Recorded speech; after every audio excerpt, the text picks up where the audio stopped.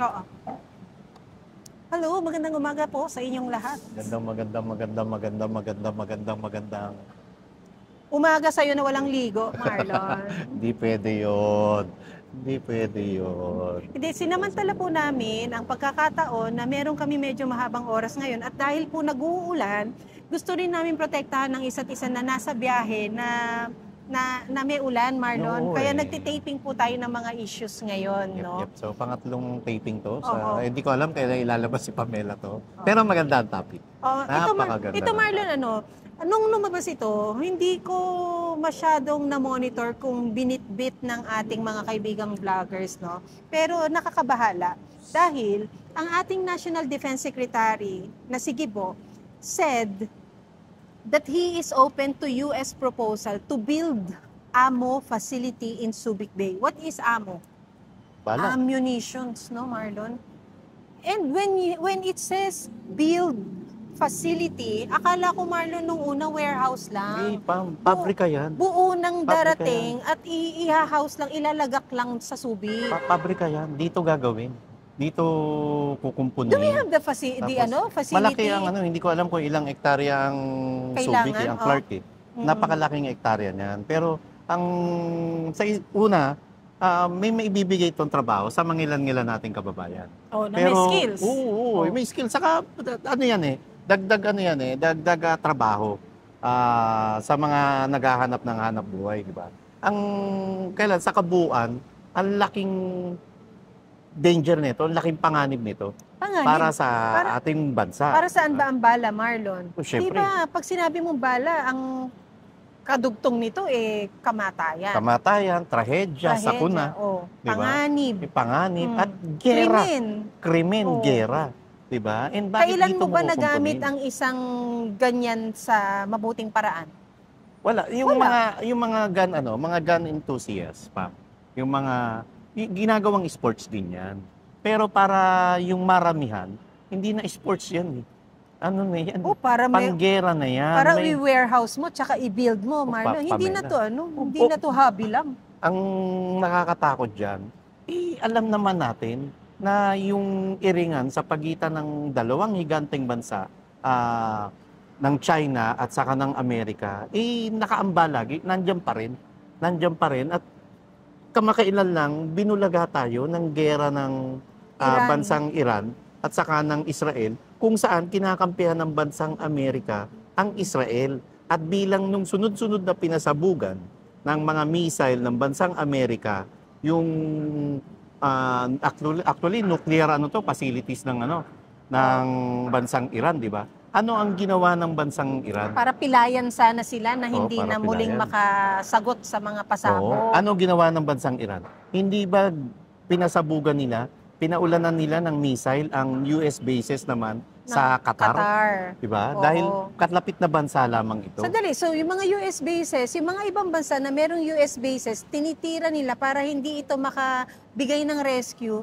Bakit tayo naman, Marlon, nag-e-embrace ng isang US base dito sa ating bansa? Yan ang malungkot na katotohanan dyan. At bakit tayo, na pag-uusapan natin yan, samantalang ang gobyernong ito, sa halip na itanggi, sa halip na hindi entertain yung mga ganyang klaseng proposal, sa halip na ngayon pa lang, bigyan tuldok yan na hindi payagan, hindi pa hintulutan, bakit mismong Defense Secretary pa ang nagsasabi na bukas sila na magkaroon ng ammo facilities dito sa Pilipinas? Kaya na ba natin?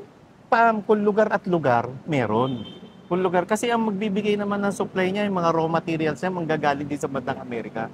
Ang problema, dito nila, kasi unang-una, kaya ng Amerika yan eh. Ang tanong, bakit kailangan dito sa Asia maglalagay? Kasi nga, ilalapit nga nila yung gera sa China. Dahil ang distance lang ng Pilipinas sa China ay malapit lang. At saka yung strategic location kasi natin, Marlon, nagagamit nila. Yun lang. So, sino unang-una mapapahamak dito? Tayo pa rin. And uulitin ko, ang binomba ng Amerika ay ang nuclear facilities ng Iran at gumanti ang Iran sa US bases na nasa Qatar. At hindi malayo na yung ganitong tagpo ay mangyari sakali namang sumiklab ang digmaan sa pagitan ng China at Amerika. Hindi mo ba nakikita, Marlon, sa online kung gaano kapulbura ang minsang mataas na building sa dalawang bansa na Israel at Iran na nagtatalo ngayon, na alam mo yun, halos wala nang matirhan, puro rubbles, ika nga, puro pulbos, puro bato, wala na ang mga bata, wala din ang magulang natutulog sa kalsada. Kaya ba nating mga tama, Pilipino yan? yung mga civilian lang, ang laking sakit niyan, ang laking, alam mo yun, sobrang pahirap pasakit yan. Yung mga civilian na nadamay dahil sa gera. What more yung mga sundalo na kasali dyan? Yung mga sundalo na yan, o sige, tungkulin nila na ipaglaban yung kanilang bansa. Pero yung mga pamilya na nangungulila sa kanila at nangangamba sa kanila, hindi ba malaking pasakit din yun? Diba? And kahit kailan, kahit saan, walang nananalo sa gera. Ang nananalo lang sa gera ay ang bansang Amerika. Ang laging kawawa rito, yung mga taong biktima ng walang patumanggang gera. May pera kasi dyan, Marlon. Sobra. May budget Sobra. kasi dyan eh. Kaya Sobra. lang, Marlon, ang tanong, di ba?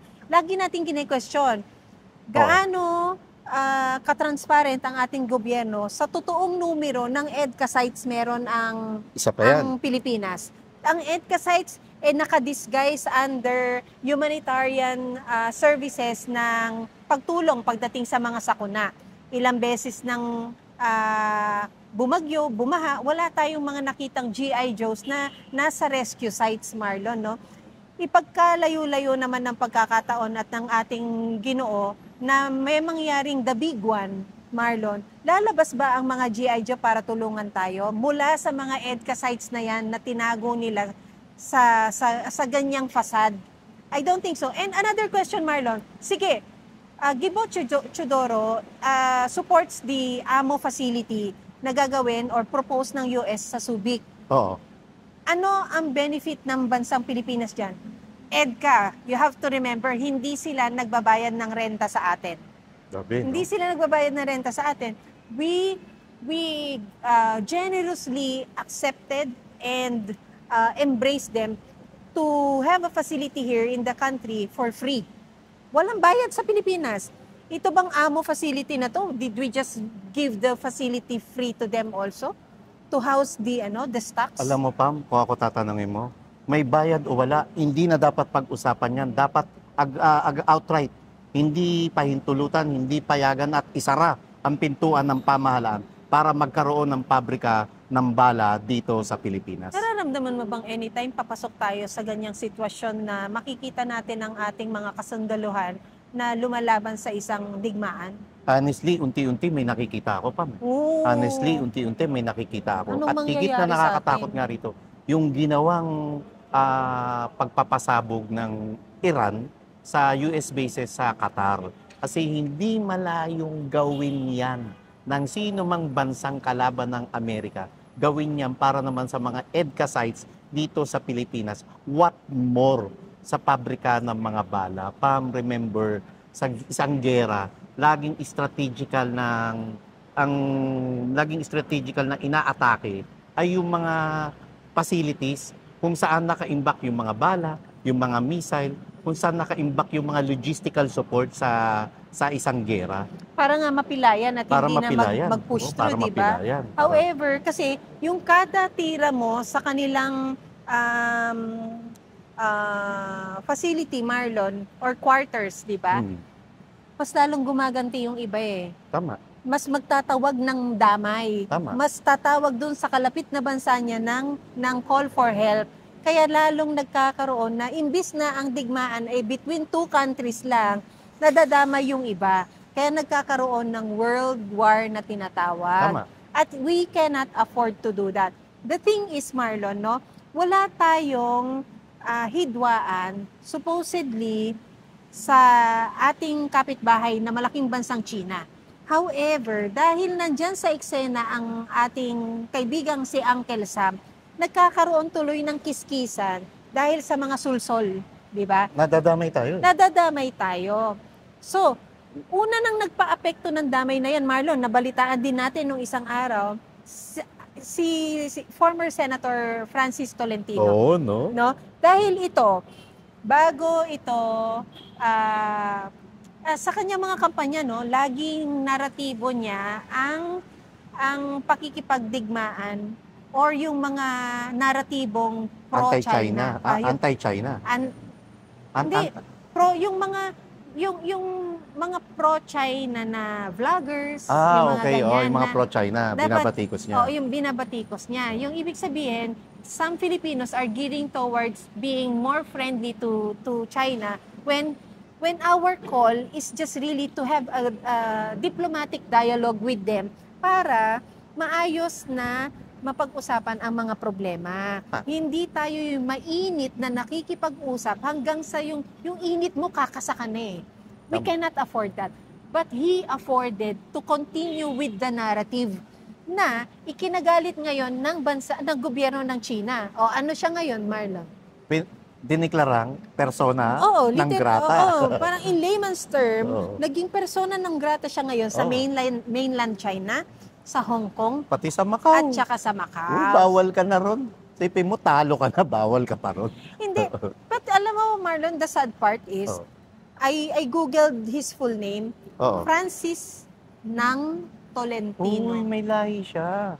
Talaga? Okay. Bakit hindi mo inayos yung ganyang naratibo na dapat ikaw ay nagpaka-pro-Filipino? Tama. Sana ang ibinitbit mong naratibo yung paano protektahan ang bansa mo without really alluding issues sa China, Marlon, at yung mas pinapakita mo sa naratibo mong kumikiling ka kay Uncle Sam. Tama. Mali kasi yun. Tama. Ang problema, pagka tayong mga vloggers, bumabatikos patungkol sa ginagawang pagpapakatuta ng gobyernong ito sa bansang Amerika, lagi nilang sinasabi na pro-China tayo. Hindi Yes. lilinawin namin. Hindi kami pro-Amerika, hindi kami pro-China, pero sigurado kami, anti-war kami. Yes. Anti-gera kami. Ayaw na ayaw namin ang gera dahil kahit sino, kahit saan at kahit kailan, wala itong maidudulot na buti, hindi lamang sa bayan, kundi buti para sa ating mga sarili at pamilya. Lalo tayo, Marlon, na nakikiisa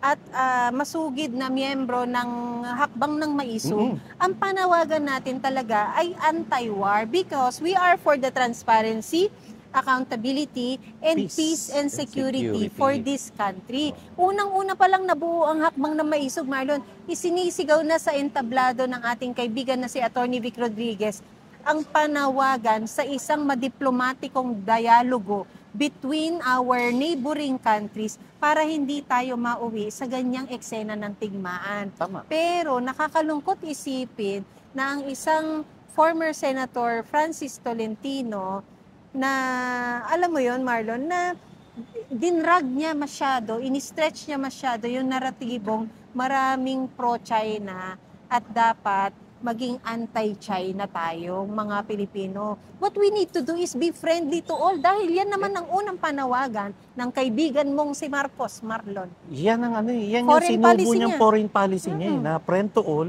enemy to none, di ba? Kaya Marlon, di ba, unang-unang nabilib dyan ang isang international relations expert and scholar na si Sas Rogando Sasot. Tama. Kaya nabaling ang kanyang suporta kay Marcos na alam naman natin ng una na hindi siya pro-Marcos. But because of his foreign policy, maraming nahikayat ang isang Marcos Jr. Marlon na sa kanya pumanig at siya ang suportahan. Na binigay ng maraming tao, kaya nga siya nakaupo sa pwesto niya ngayon eh. However, he became very deceitful and ungrateful in returning the favors to those na sumuporta sa kanya, kagaya natin, na sana itupad mo yung campaign promises mo. Di ba yan naman din na sinisingil sa kanya ni VP Sara? Ano na ba sa mga pinangako niya ang natupad? Di ba? Maliban sa hindi niya na sinunod yung foreign policy niya, hanggang ngayon yung 20 pesos per kilo ng bigas, wala. Nananahimik, Ang Marlon. pinakahuli na pinagyabang niya na 5,000 flood control project, wala. Dahil hanggang ngayon, umulan lang, konting ulan lang, nalulubog po ang Metro Manila at nalulubog ang ilang bahagi ng ating bansa. Alas 5 pa lang ng umaga, Marlon, umuulan na. Naman. Hindi malakas pero tuloy-tuloy. Yep. Kapag ito ay nagtuloy-tuloy, maiipon ang tubig, Tubig. ulan, Tama. at magbabaha na naman Dahil Tama. hindi maayos ang daloy ng drainage system natin and all, or probably the lack of the project of a drainage system will cause for the flood na tumaas, no? Anong sabi niyang solusyon? Iipunin natin ang tubig para Parang timang lang, magamit no? natin sa mga susunod na araw. Parang Paano timang lang. anong solusyon o sistema o equipment ang gagamitin mo para ipunin ito? At Yung tanong. paanong solusyon? Wala kang, hindi mo nga pinapakita, hindi ka nagpapakita ng kamay na bakal para parusahan kung sino mga tao sa gobyerno ang nangungulimbat, nagnanakaw, patungkol sa 1 billion pesos a day, araw-araw, na pondo sa flood control. Grabe Diba? yun, Marlon. No? Ang laking pera ng 1 Sobra, billion. Pam, sobra. Parang- Tapos yung 125 million pesos na confidential fund ni Vice President Na clear Sara sa Duterte. COA, ha? Oo, clear sa COA. Mm. Ganon, giging-gigi sila. Giging-gigi Oo. kayo. Pambalikan ko Oh. yung balikan ko yung sa pabrika ng pabrika ng bala. Mm. Na itong gobyerno to, sa halip na magpakatuta at magpakauto kayo sa kay Uncle Sam, maano bang ang gawin nyo rito ay pabrika ng pagkain? Maano bang ang pag-ibayuhin Food nyo? hub. Yung, di ba, food hub, yung isulong yung pagtibayin yung food security at saka food security. Food sovereignty. So, food sovereignty, Mm. di ba, Pam? And Pam, alam mo, may nakakwentuhan ako isang beses. Yung bigas, paano ma-attain ng bigas na 20 pesos per kilo ng bigas? Unang-una dyan, ibaba mo yung tax sa mga artificial na pataba, mga fertilizer. And taas ang ginawa nila, ang binaba nila ang tax ng tariff, yung mga agri-products. Para raw magmura ang bilhin. At uulitin ko, binalikan na ba ito? Nabalikan na ba ito ng Kongreso? Nabalikan na ba ito ng gobyerno? 1 Na year simula na, ba nung Marlon. binaba nila sa 15% ang taripa sa mga agri-products, bumababa ang presyo ng bilhin. Hindi ba wala? Hindi ba lalong tumaas ang presyo ng bilhin? At Pam, sa halip na pabrika po ng bala ang gawin nyo, ano bang pabrika ng bigas ang gawin nyo? Pam, alam mo, ang bansang China may tinatawag, sa bigas nila yung basmati rice, Mm. di ba? Merong isang negosyante ang nagkwento sa akin na pwede silang mag-invest dito sa Pilipinas ng magbigay aral tapos mag-invest ng isang malaking warehouse na doon itatanim yung basmati rice. Na paano mabilis China ba ang magtanim. basmati? Basmati ay India. Oo. India, di ba? Mm. Aralin lang to. Dati tayo nagtuturo kung paano magsaka, di ba? Ngayon, walang problema. Talagang napag-iwanan tayo. Yan ang buhay natin sa bagong Pilipinas. Nakakalungkot Tanggapin naman natin. yun, tatanggapin na lang natin Tanggapin. na pag-iwanan na tayo. Para tanggapin yan, humingi naman tayo ng tulong sa kalapit ng bansa para sa ikabubuti ng ating mga kababayan, hindi yung para sa ikasasama sa bala. Sa halip na pabrika ng bala, pabrika po ng pagkain, ang palaguin natin, ang palakasin natin. At ito na nga, yung basmati rice, isang malaking warehouse, magtanim dyan. Aralin kung paano ilang araw inaani, ilang araw muna tinatanim ang palay ng basmati rice. Mas malalaki yun. Mas malalaki yun. And Pero pag anong mapalago yun, technology? Kasi sa mga, halimbawa sa mga halamang pagkain or gulay, Marlon, meron yung hydroponics, aeroponics, ganyan. So sa rice naman, anong technology malay ang natin, gamit? hindi natin alam, masyadong technical yan, Mm. Pam, Pero ang dapat dito talagang approach, holistic. Dapat dito, ayan, kung hydroponic man yan o sa lupa Oo, yan, di ba? Palaguin ng palakasin ng organic farming. Tapos aralin kung paano ginagawa. Baka pwede naman sa isang malaking warehouse. May mga nakikita tayo warehouse ng mga Yung iba nga warehouse na ng ipinagbabawal na G, di ba? E di yung mga warehouse na yun, doon magtanim. Baka kaya ng indoor Baka kaya ng indoor, Indoor sa mga farming, matataas. So, no? indoor farming. Not necessarily bigas, but at least yung mga Lahat ng pananim. And oo, paano kangkong, yan ang mabilis dapat ang ang tubo. ginagawa ng gobyerno. Pupunta ng abroad, makikipag-ugnayan at hindi na gawain ng isang presidente yan. Mag-utos sa, makipag-ugnayan nga kayo, anong ginagawa nila. Kasi meron na ngayon, Pam, sa Japan nga, nasa rooftop, nandun sila nagtatanim ng palay. Ayan. Doon na nila sinasaka. Oh, yung urban Bakit dito? urban Yung farming. urban farming, di ba? Oo. Yan ang Sa gawin, yan mga ang palakasin. cities na Yan ang gawin. lesser ang soil, nagiging technology yung tinatawag kong aeroponics, hydroponics, yung ginagamit nila, yung spaces nila sa kanilang mga bahay, sa driveway, and yung bubong, Marlon, Rooftop. nagagamit yan, yung rooftop, no? para makapagtanim. At hindi lang nakakonsentrate sa isang produkto, ha. Mm-mm. Kunti integrated ito. Mm-mm. May mga pa sa gitna ng sa gitna ng pananim, meron pa mga naka-integrate na pananim ng ibang variety o ibang uri ng gulay pagkain. Oh, yun yung literal na farm to table, di ba? Pagkapitas mo ng kakainin mong dahong gulay dyan, diretso na sa kusina mo para iyon Wala nga. Ang problema, iluto. yung farm to market road na ang ganda-ganda ng prinsipyo, na wala na rin dahil wala tayong nakikitang infrastruktura na ginagawa ng gobyernong ito. Ang nangyayari, farm to pocket road eh. Diba? Sa sariling bulsa na nila eh. Dapat farm to table. Naiilan lang silang nakikinabang, Marlon, Correct, Pamela. Naiilan lang. Bakit?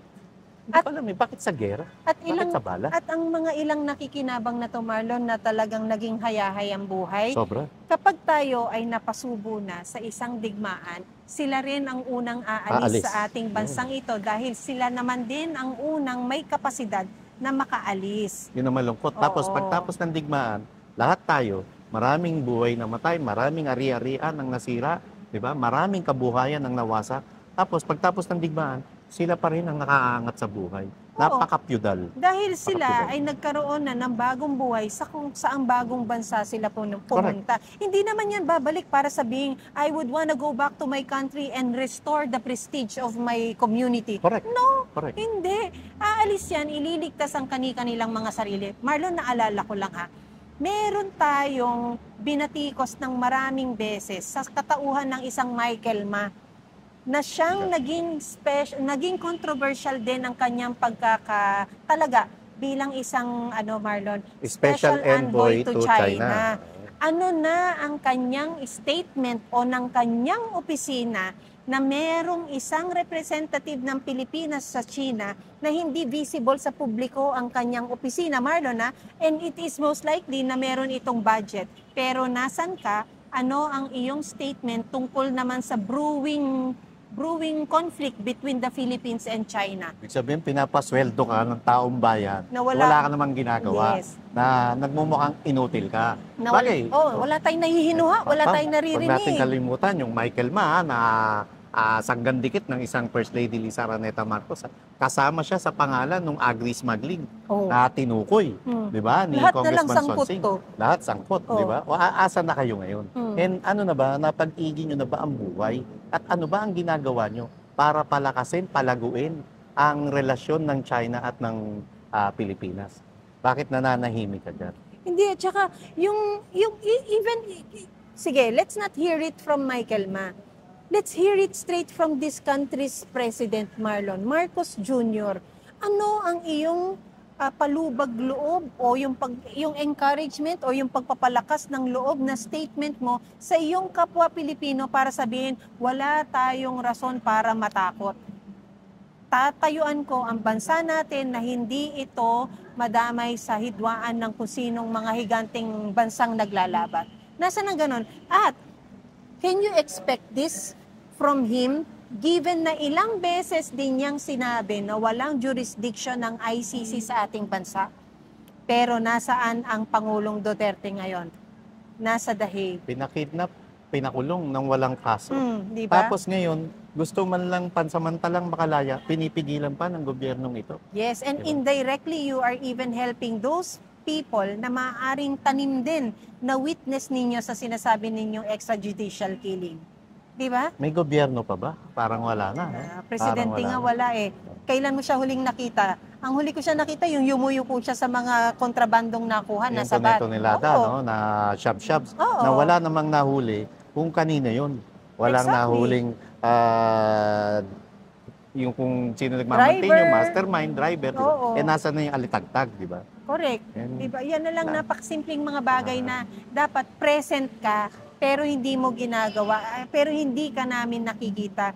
Yung naririnig ka namin, wala kami ni nababasang tama mula sa spokesperson mo, mula sa direktang pakikipaghuntahan mo sa mga tao, pero nandyan kami, panahon ka maupo sa isang podcast, ini-interview ng isang mainstream personality, Namalengke. ng ano, Pumunta sa isang palengke, naging Mr. Palengke, ang hindi My niya alam, God. hindi niya na-realize, dapat yun na antig ang damdamin niya na mataas ang presyo ng bilihin. At dahil mataas ang presyo ng bilihin, bumababa ng gusto ang ratings mo. Kung ano naman taas ng presyo ng bilihin, siya naman pagbaba ng ratings mo. paano maantig ang puso niya, Marlon, kung hindi niya alam kung magkano ang mura at kung magkano ang mahal?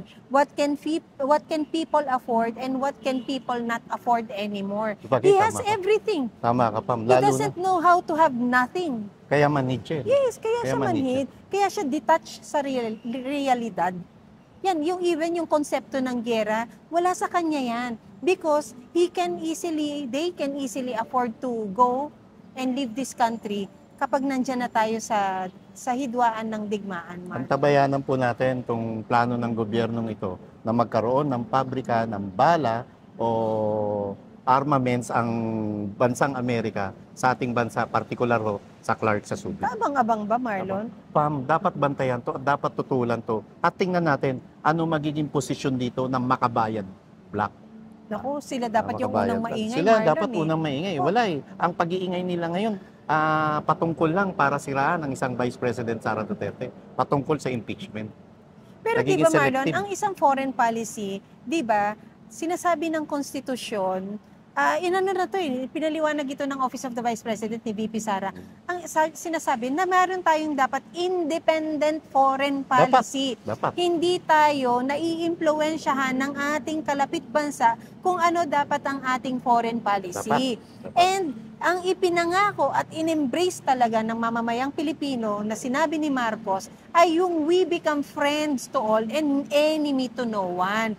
Na hindi natin nakikita. It seems as if we're only best friends with the Americans.